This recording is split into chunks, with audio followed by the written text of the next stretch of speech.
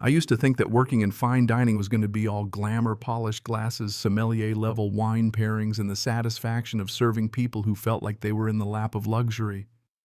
But boy, was I in for a reality check. You'd think 8 years at the same high-end restaurant would have made me immune to drama, right? Wrong.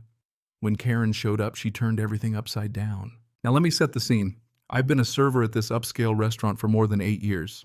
I know, right? In the restaurant industry, that's practically a lifetime. You don't see people stick around for that long unless they're genuinely invested. I've weathered 3 head chefs, endless line cooks coming and going, a global pandemic, and more gluten-free requests than I can count. But I stayed not just because of the money, although it was really good, but because the owner trusted us. And when I say trusted, I mean he treated us like partners, not employees. This place, let's just call it the establishment, wasn't your average chain.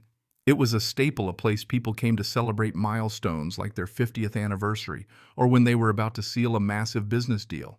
And let me tell you, the money was amazing. A table of 2 could easily rack up a $300 bill without even trying. This wasn't fast food. This was fine dining. The tips were insane, and over the years I had built a loyal clientele. Some of my regulars would call ahead just to see if I was working before they made a reservation. That's the level of trust I had. And that's why I stuck around for so long. I didn't just work there for the paycheck. I cared about the guests and the atmosphere. But then came Karen. She came in with no experience in fine dining. Oh no, Karen was from corporate casual dining. You know, the type places with microwaves in the kitchen where they try to make the ambiance fun with tacky decorations on the walls. She was all about spreadsheets, labor algorithms, and getting customers in and out in 45 minutes flat. From the very start, it was like mixing oil and water. The culture clash was violent. Karen didn't see the staff as assets. She saw us as expendable. If we weren't hustling like headless chickens, we weren't working hard enough. She hated how we could build rapport with the guests. To her, if we were sitting with a regular for more than a couple of minutes, that was time theft. Like really time theft. When we were cultivating loyalty, one of her first ridiculous rules was that we weren't allowed to lean on anything, not even for a second. Now, if you've ever worked in the service industry, you know standing for hours can be brutal. Sometimes we needed to lean on the server station for a moment to catch our breath. But no, not under Karen's reign. She made us stand like we were soldiers in boot camp. Another rule. We had to upsell everything. Don't even get me started on her obsession with uniforms. One day, she actually wrote me up for having socks that were too dark compared to my slacks. She even had a strict checklist for our socks color.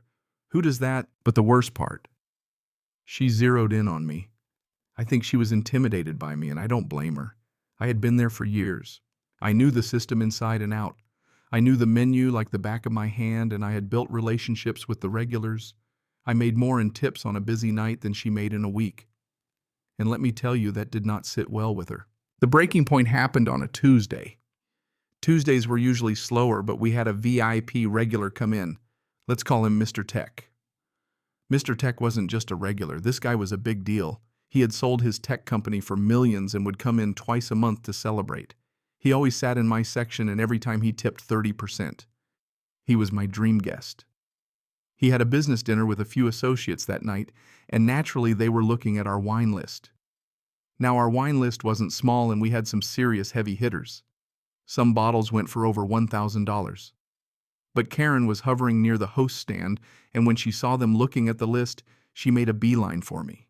She started waving her arms, practically throwing a tantrum, and mouthed, "Push the cap." The cap was a $650 Reserve Cabernet. And don't get me wrong, it was a nice wine, but it wasn't right for the dish they were having, duck.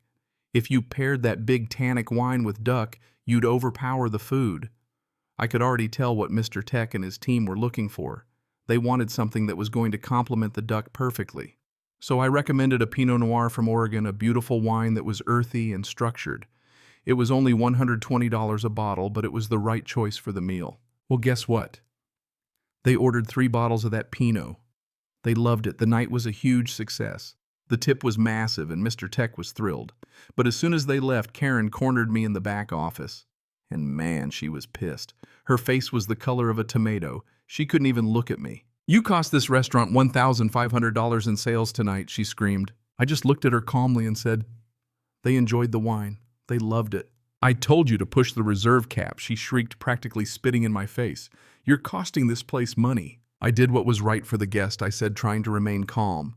"If I had sold them that Cabernet, they would have stopped trusting me." But she wasn't listening. Her eyes were practically bulging out of her head.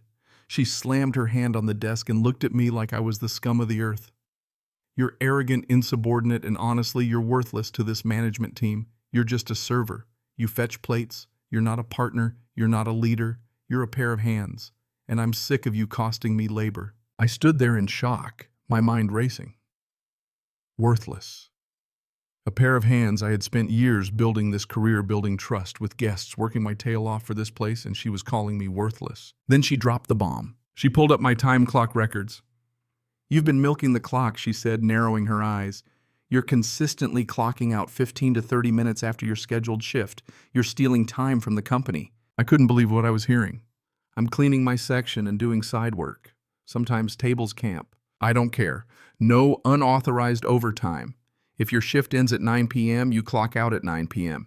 If you stay past that, I'll write you up. 3 write-ups and you're out. Got it?" I stared at her stunned and took a deep breath. "Can I get that in writing?" A few minutes later, she sent an email to the entire staff outlining her new policy. It was ridiculous.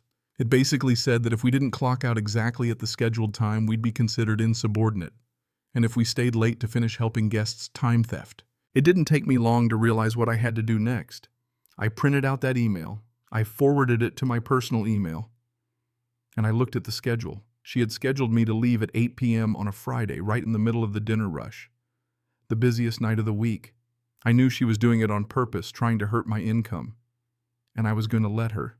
The first week I stuck to the plan. I clocked out exactly at 8 p.m. every night, even if it was the middle of the rush. Even if my section was slammed. I didn't stay a minute longer. At first, Karen thought she was winning. She thought she was saving money.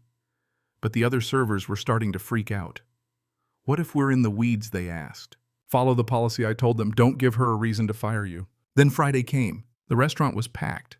The dinner rush was insane. Karen had scheduled me to leave at 8 p.m., right in the middle of everything.